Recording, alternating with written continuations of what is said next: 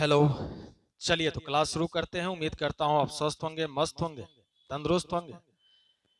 अभी जो question solve करने जा रहे हैं वह है साइकोलॉजी, मनोविज्ञान का चैप्टर आत्म एवं व्यक्तित्व का संप्रत्यय, संस्कृति एवं आत्म, संज्ञानात्मक एवं व्यवहारात्मक पक्ष। तो इस चैप्टर के जो महत्वपूर्ण ऑब्जेक्टिव क्वेश्चंस हैं इसे सोल्व करेंगे। तो यह सिर्फ बिहार बोर्ड के स्टूडेंट्स के लिए ही नहीं बल्कि अन्य बोर्ड के जो स्टूडेंट्स हैं उनके लिए भी और प्रतियोगिता परीक्षाओं में भी उपयोगी है। और इससे पहले हम लोगों ने सभी सब्जेक्ट्स के सभी चैप्टर्स के ऑब्जेक्टिव क्वेश्चंस को सोल्व किया है, चाहे वो हिस्ट्री हो, ज्योग्राफी हो, पॉलिटिकल साइंस हो, हिंदी हो, इंग्लिश हो। अगर आपने नहीं पढ़ा है तो चले जाएं इंग्लिश यात्रा 2.0 चैनल पे और प्लेलिस्ट में सारे वीडियोज अवेलेबल हैं, वहां से पढ़ें, सीखें, आगे बढ़ें। फिलहाल चलिए अभी हम लोग चलते हैं इस चैप्टर के महत्वपूर्ण ऑब्जेक्टिव क्वेश्चंस की तरफ। और पहला क्वेश्चन आपके सामने ये रहा। स्व यानी सेल्फ क्या है? स्व अपने बारे में विश्वासों, भावों और अनुभवों को बताता है। स्व दूसरे के बारे में बतलाता है। स्व जन्मजात होता है, इनमें से कोई नहीं। तो स्व है, जन्मजात होता है, इसलिए इसका सही उत्तर है ऑप्शन सी। Next question. और अगला क्वेश्चन है, निम्नलिखित में कौन स्व का संज्ञानात्मक पहलू है? आत्म संप्रत्यय, आत्म समता, आत्म सम्मान, इनमें से कोई नहीं। तो स्व का जो संज्ञानात्मक पहलू है वह है आत्म संप्रत्यय, इसीलिए इसका सही उत्तर है ऑप्शन ए। नेक्स्ट क्वेश्चन, निम्नलिखित में किसे स्व यानी सेल्फ का प्रकार नहीं माना जाता है? और ऑप्शन है पहचान स्व, व्यक्तिगत स्व, सामाजिक स्व, संबंधनात्मक स्व। तो सेल्फ का प्रकार नहीं माना जाता है वह है पहचान स्व, इसलिए इसका सही उत्तर ऑप्शन ए है।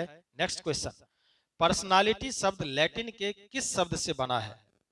परसोना से, परसेना से, परसोनिक से या परसेनिया से? तो पर्सनालिटी जो है वह दो शब्दों का मेल से बनता है, परसोना प्लस एबिलिटी। परसोना का अर्थ होता है मास्क, जो बाहरी आवरण है उसको कहा जाता है परसोना, और एबिलिटी जो है जो क्वालिटी होता है, गुण होता है, उसको कहा जाता है। तो बाहरी के साथ भीतरी गुण, ये दोनों का संगम जो है वह पर्सनालिटी होता है, जिसको व्यक्तित्व कहते हैं। तो क्या होगा इसका आंसर? इसका आंसर होगा कि लैटिन के किस शब्द से बना है? तो परसोना से बना है, तो इसका सही ऑप्शन है ए। नेक्स्ट क्वेश्चन, व्यक्तित्व की नैतिक शाखा मानी गई है क्या? इदम, अहम, पराहम, इनमें से सभी।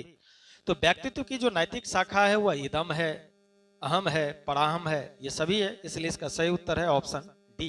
नेक्स्ट क्वेश्चन, जब व्यक्ति अपने अहम को किसी कष्ट कर इच्छा के ठीक विपरीत इच्छा की प्रेरणा विकसित कर उसे उत्पन्न चिंता से अपने आप को बचाता है, उसे कहा जाता है, क्या कहा जाता है? यौक्तिकरण कहा जाता है या प्रतिक्रिया निर्माण कहा जाता है, प्रक्षेपण या उपरोक्त में से कोई नहीं? तो उसे जो कहा जाता है वह है यौक्तिकरण, इसलिए इसका सही उत्तर है ऑप्शन ए। चलिए नेक्स्ट क्वेश्चन की तरफ चलते हैं। और अगला क्वेश्चन है, निम्नांकित में कौन अपने आत्म नियंत्रण की प्रविधि नहीं है? अपने व्यवहार का स्वयं निरीक्षण, आत्म सम्मान, उद्दीपक नियंत्रण, आत्म प्रवर्तन। तो कौन सा जो है आत्म नियंत्रण की प्रविधि नहीं है? वह है उद्दीपक नियंत्रण, इसलिए इसका सही उत्तर है ऑप्शन सी। नेक्स्ट क्वेश्चन, संज्ञानात्मक असंवादिता की उत्पत्ति कब होती है?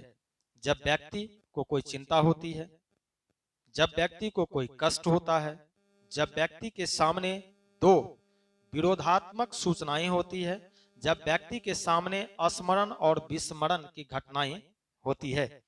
तो संज्ञानात्मक असंवादिता की उत्पत्ति कब होती है? जब व्यक्ति को कोई कष्ट होता है, इसलिए इसका सही उत्तर है option B. Next question, type A प्रकार के व्यक्तित्व में इनमें से कौन सी विशेषताएं पाई जाती है? प्रतियोगी भावना, आक्रामकता, बेसब्री, इनमें से सभी।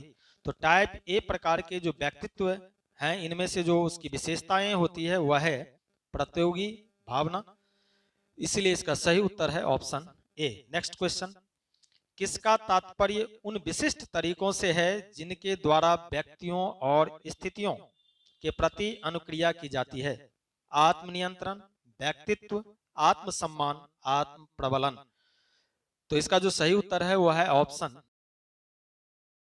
चलिए नेक्स्ट क्वेश्चन की तरफ चलते हैं और अगला क्वेश्चन है, प्रारंभ में आत्मा का प्रयोग किस शास्त्र में किया जाता था? अर्थशास्त्र में, दर्शन शास्त्र में, समाज शास्त्र में या शिक्षा शास्त्र में? तो प्रारंभ में आत्मा का जो प्रयोग किया जाता था वह दर्शन शास्त्र में किया जाता था, इसलिए इसका सही उत्तर है ऑप्शन बी।